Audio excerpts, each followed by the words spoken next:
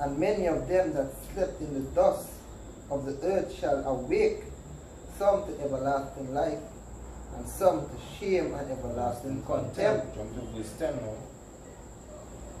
Many shall be purified and made white, and tried, but the wicked shall do wickedly, and none of the wicked shall understand. But the wise shall understand. He went to his verse 4. Read verse 4.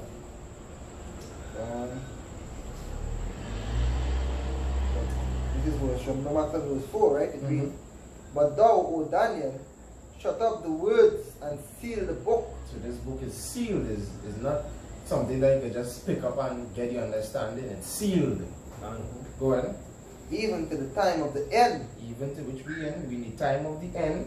Go ahead. Many shall run to and fro. Many gonna run to and fro. Where they running to and fro from? They're looking for knowledge. They're searching. Go ahead. And knowledge shall be increased. Knowledge gonna be increased, and that is what happened to the men of the Lord today. Our knowledge has been increased. But we had them same men that was back then that might have received these visions, alright, saw these things and explained it to the best of our abilities, but today we have the understanding.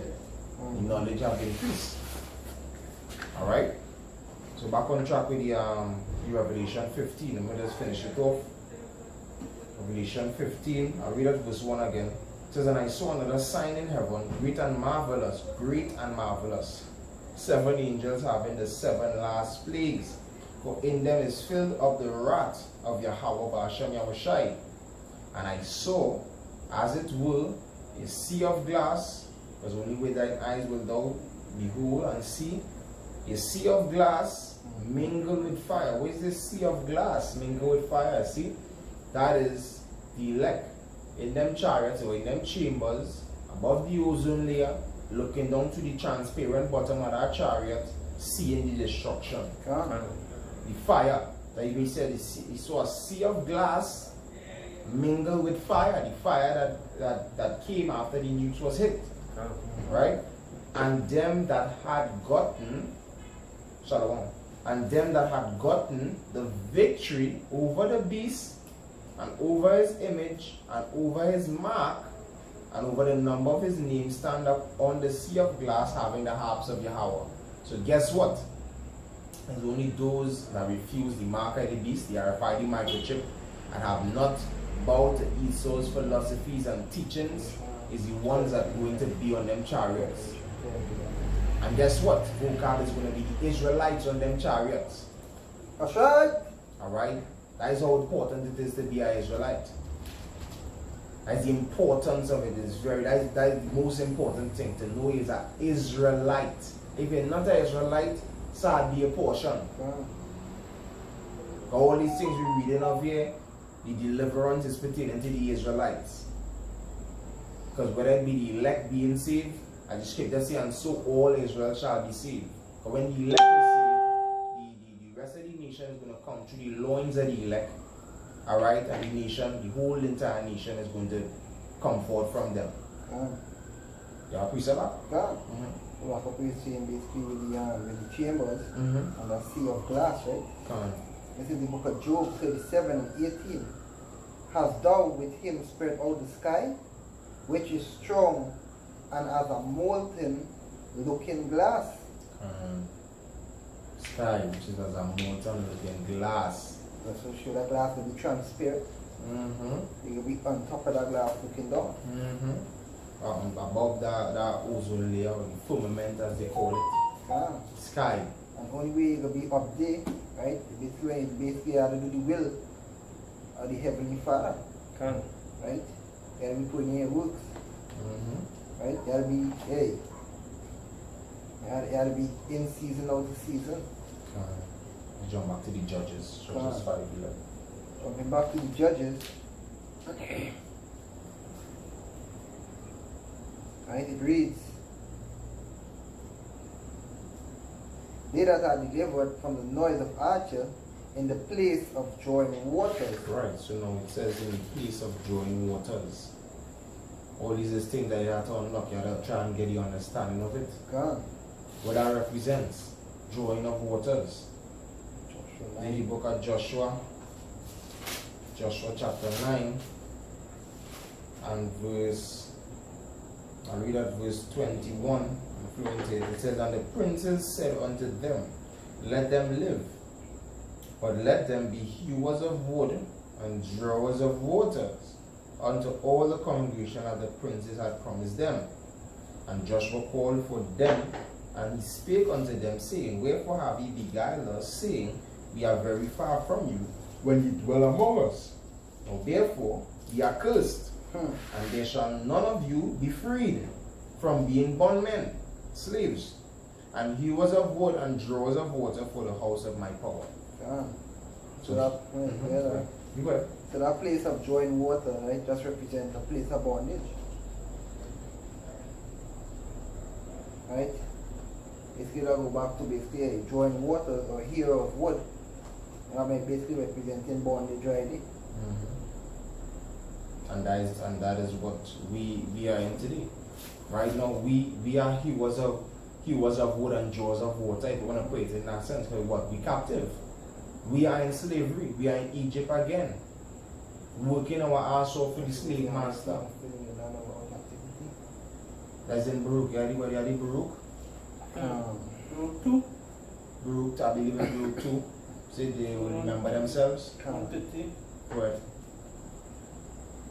So let's finish off let's read a little more in the Judges 5. The land of drawing waters, what? It says, in the place of drawing waters, there shall they rehearse the righteous act of Yahweh.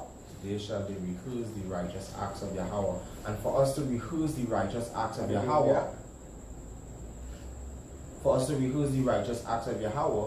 we must first what? Remember. You understand? We must first remember, because when we entered into this captivity, especially this 16th century to 18th century captivity on them cotton fields, there was a lot of whipping. They beated our heritage out of us. They beated our identity off of us. And then through the different philosophies and teachings from slavery, because they started to give us Christianity. It was a both physical and mental destruction.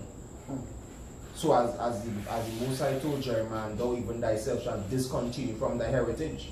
So for us to rehearse the righteous acts, we must now remember the righteous acts, to rehearse them. And this is what happened to us in this captivity. A book of remembrance was opened unto us. The words, the Most High sent the Spirit to open back up our minds to receive this, starting with the elect. Go ahead. Right. Baruch chapter 2 and verse 30. For I knew that they would not hear me. He knew that they wouldn't hear him. So guess what? He sent us into captivity. All in him? Alright. I will deal with that. Go ahead. Because it is a stiff-necked people. But in the land of their captivities, they shall remember themselves. In the land of their captivities, or in the place of drawing waters, there shall they rehearse the righteous acts. They will remember themselves. They will catch yourself. That's right. You understand? And that's what we're doing here today. In the land of drawing waters, we are rehearsing these righteous acts. Right now you see me doing that. Rehearsing righteous acts. Waking up the Most High there. You know, they prophesy unto our people. Now you have to call yourself Israelite because we married unto the Most High. So you know we put back on his surname. That's right. And we heading into that deliverance. You know, we heading into that deliverance. That's what we heading into, because the destruction is nigh. Alright? The destruction is nigh. Go ahead. Reading on, it says, and there shall they rehearse the righteous act of Yahweh, even the righteous acts towards the inhabitants of his village in Israel. Then shall the people of Yahweh go down to the gate. Go down to the gate. After we rehearse the righteous act, we go down to the gate. Meaning he's going to take us back to our land, because we're in captivity now. It was just talking about in the place of drawing waters. And then he started to talk about going down to the gate. That is Isaiah 14. He's going to set us back in our own land. That's right. We're going to go back there. 14 and 1. 14 and 1. You have it? Yeah. Go ahead. It's Isaiah chapter 14 and verse 1. It says, For the Lord Yahweh will have mercy on Jacob, and will yet choose Israel, and set them in their own land. Set them in their own land. You Right? understand? Set us in our own land. This will be going back, going to the gate. From exiting the captivity and ending up back in our land. Jerusalem. Jerusalem. Right? So that's it for that precept there? Can. So let's finish up the Isaiah 14, 1 and 2. Can. Moving on. And they and set them in their own land, and the stranger shall join with them, and they shall cleave unto the house of Jacob. That strangers there would be the foreigner Israelites. Alright? Meaning all Israel is gonna be there together because they are those of our people that are still estranged. They're still out there in Christianity and these different things. But when it is we are taken back to the land, which the elect is going to be taken there first, they're the first fruits. They're going to be on them chariots. Alright? The rest of the nation is going to be burnt up. Because they are joined with the so-called white man. But when it is the kingdom is reestablished, they are going to, the strangers, they are going to join now with the elect. You understand? They're going to join with the Israel of God. So you can read that part again. Yeah, because they're not talking about the other nations joining and taking part in the inheritance. I'm talking about it. I'm not talking about that at all. Go ahead. Isaiah 14 and 1. And for the Lord will have mercy on Jacob, and will there choose Israel, and set them in their own land, and the stranger shall be joined with them. The Israelite foreigners, go ahead. And they shall cleave to the house of Jacob, and the people shall take them. No, this is where it switches. The people now going to take them. Who we going to take? Go ahead. Shall take them and bring them to their place, and the house of Israel shall possess them. We're going to possess them. The people that we're going to take now, we're going to possess them.